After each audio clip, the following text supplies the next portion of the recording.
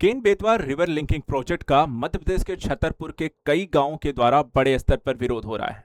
लोग चिताओं पर लेट रहे हैं, जल में समाधि ले रहे हैं, सांकेतिक फांसी लगा रहे हैं और उनका कहना है कि हम इस प्रोजेक्ट को पूरा नहीं होने देंगे। एक ऐसा प्रोजेक्ट जो कि यूपी एमपी की केन और बेतवा नदियों को जोड़ करके बुंदेलखंड के रीजन के विकास का अहम पहलू सरकार की तरफ से बताया जा रहा है, जिसे कहा जा रहा है कि लाखों लोगों की जिंदगी बदल सकती है। उसी प्रोजेक्ट का विरोध कर रहे हैं बड़े स्तर पर गांव वाले। उनका कहना है कि इससे हमारे गांव छीने जा रहे हैं, हमारे गांव डूब रहे हैं, जंगल कट रहे हैं, साथ ही पर्यावरण को नुकसान हो रहा है और हमें उचित मुआवजा भी नहीं दिया जा रहा है। वहीं विशेषज्ञों का कहना है कि क्या इन नदियों में इतना पानी है कि इन्हें जोड़ा जाना चाहिए। सवाल उठता है कि ये विकास है या फिर विनाश। इसके पीछे की आखिर सच्चाई क्या है। तो चलिए आज इस वीडियो के माध्यम से इन सभी मुद्दों को समझने का प्रयास करेंगे कि आखिर Ken Betwa river linking project UP MP और बुंदेलखंड के विकास, इन नदियों के जुड़ने से विकास होगा या सच में इस क्षेत्र में लोगों को विनाश का सामना करना पड़ेगा और लोगों को यहां पर उसका मुआवजा भी नहीं मिल रहा है। कहानी की शुरुआत अगर हम देखें तो आप इस प्रोजेक्ट को समझने से करेंगे। एक मैप के माध्यम से सबसे पहले आपको बता दूं ये प्रोजेक्ट है क्या। देखिए, इस प्रोजेक्ट में यह कहा गया है कि ये नदी जो है बेतवा नदी और केन नदी, जो कि एमपी और यूपी में बह रही हैं, इन नदियों को यहां पर जिनका रूट देखा जाए तो अलग अलग है और इन नदियों को अगर हम कनेक्ट कर दें एक यहां पर नहर के माध्यम से, तो इनका जो पानी है जो ओवरफ्लो होता है, जिससे समस्या होती है कि एक नदी में बहुत ज्यादा पानी, दूसरी नदी में बहुत कम पानी, हम उसको इसके माध्यम से इस क्षेत्र में जो कि यहां पर आपको सूखा है वहां पानी की सुविधा दे सकते हैं। प्रोजेक्ट हाइड्रो पावर लगा सकते हैं, बिजली उत्पन्न कर सकते हैं और इस क्षेत्र का विकास कर सकते हैं। और इसके माध्यम से इनका मूल मुद्दा यह है, ये जो पूरा रीजन है जिसे बुंदेलखंड कहा जाता है, जिसमें उत्तर प्रदेश का और मध्य प्रदेश के दोनों के हिस्से शामिल हैं, ये सूखा प्रभावित क्षेत्र, यहां पर इसका विकास होगा, सिंचाई होगी, एग्रीकल्चर डेवलपमेंट और अन्य तरीके का फायदा। लेकिन इसका दूसरा पहलू क्या है। मध्य प्रदेश के छतरपुर जिले में हजारों आदिवासी जो हैं केन बेतवा रिवर लिंक प्रोजेक्ट का विरोध कर रहे हैं। उनका यहां पर देखा जाए तो बड़े स्तर पर विरोध जो हो रहा है, आप इस स्तर पे देख सकते हैं कि लोग, हजारों आदिवासी जो हैं 11 दिनों तक चिता पे लेटे रहे, जिसे चिता आंदोलन के तौर पर भी कहा गया कि अगर आप हमें यहां पर इस प्रोजेक्ट को अगर नहीं बंद कर रहे हैं, हमें यहां पर नहीं देख रहे हैं, हमें न्याय नहीं दे रहे हैं, तो फिर हमारा जीना यहां पर कहीं किसी भी तरीके से सही नहीं है, हम यहां पर जान दे देंगे। लोग यहां पे देखिए, आप सांकेतिक फांसी लगा रहे हैं, जल समाधि ले रहे हैं, जो कि एक बड़ा मुद्दा यहां पर इसको बनाती है। चिता आंदोलन के पहलू समझिए। यहां पर देखिए, सीधा सीधा लोगों को यह कहना है कि शमशान की लकड़ी पे लेट करके एक विरोध अभी फिलहाल जताया जा रहा है कि हमें न्याय दो, नहीं तो हम यहां पर, हमारे लिए फिर मौत से बेहतर कुछ नहीं है। हम भावनात्मक तौर पर फिलहाल अभी सरकार से अपना विरोध जता रहे हैं। विरोध जताने के उनके अपने तरीके हैं। कभी यहां पे चिता पे लेट रहे हैं, कभी यहां पे मिट्टी आंदोलन, अपने गांव की मिट्टी को पूरे शरीर में लपेट रहे हैं, कभी यहां पर हम देख रहे हैं कि जल आंदोलन के तहत यहां पे नदी में उतर करके लोग विरोध कर रहे हैं गले तक, कभी यहां पर हम देखें कि ये सारी चीजों को लोग फांसी यहां पर भी लगा रहे हैं, सांकेतिक तौर पर उस पे गले में डाल करके। ये सब ये दिखाता है कि लोग अपनी जमीन से गहराई से जुड़े हुए हैं और लोग चाहते हैं कि यहां पर उनके साथ न्याय हो। क्या न्याय होगा, ये सवाल यहां पर है। इस प्रोजेक्ट में अब तक हुआ क्या है।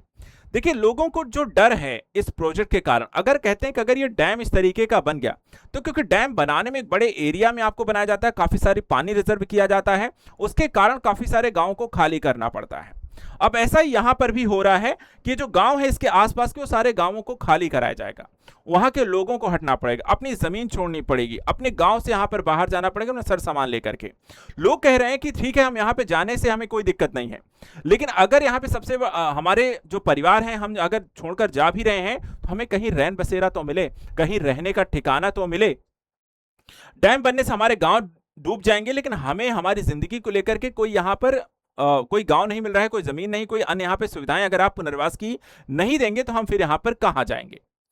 केन बेतवा जो प्रोजेक्ट है, इस पर एक डैम बनाया जा रहा है। इस डैम को बोला गया है ढोढन डैम, और इस ढोढन डैम यहां पर बनने से करीब 22 गांवों को विस्थापित किया जाएगा।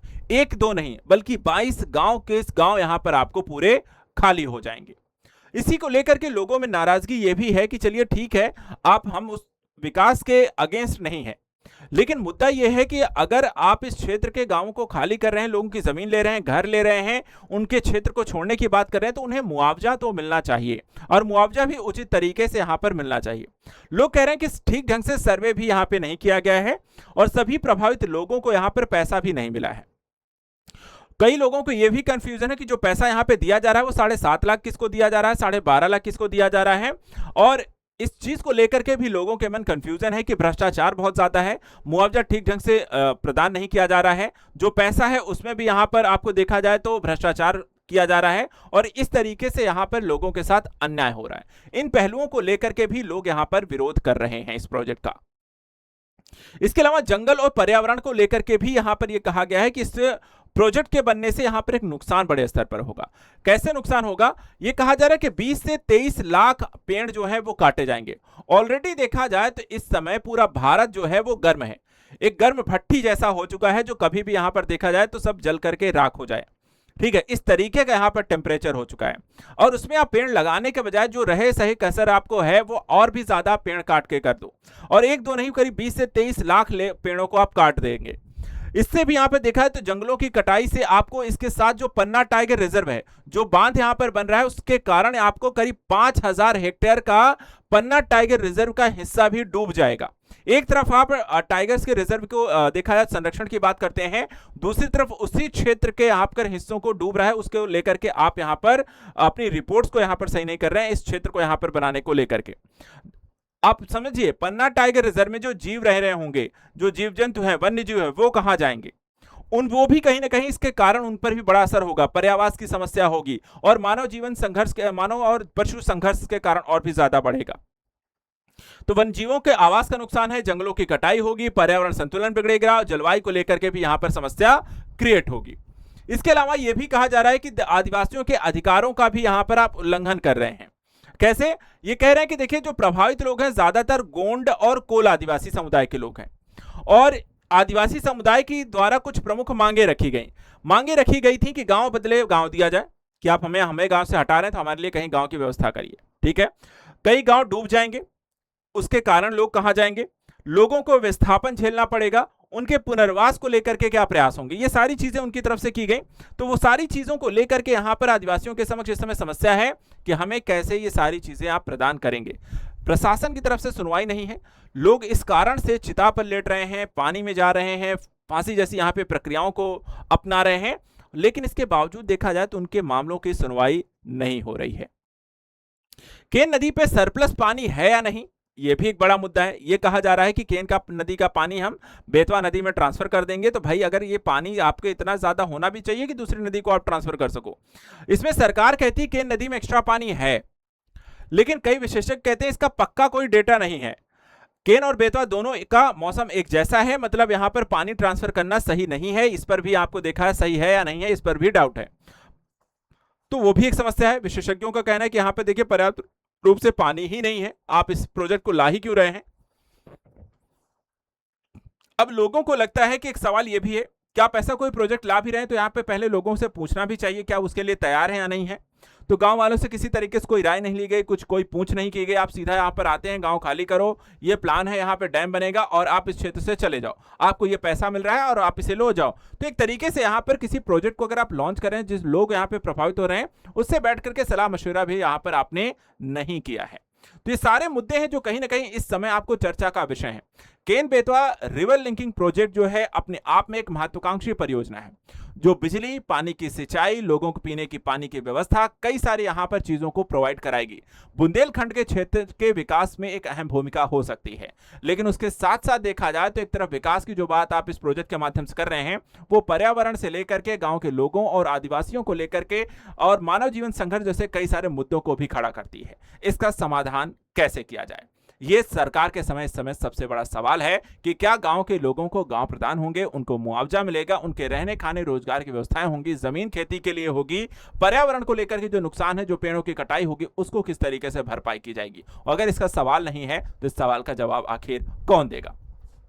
आपका इस प्रोजेक्ट को लेकर के क्या कहना है? क्या आप भी यहां पर मध्य प्रदेश में चल रहे विरोध का समर्थन करते हैं? क्या आप भी केन और बेतवा रिवर लिंकिंग प्रोजेक्ट का विरोध करते हैं या इसके पक्ष में हैं?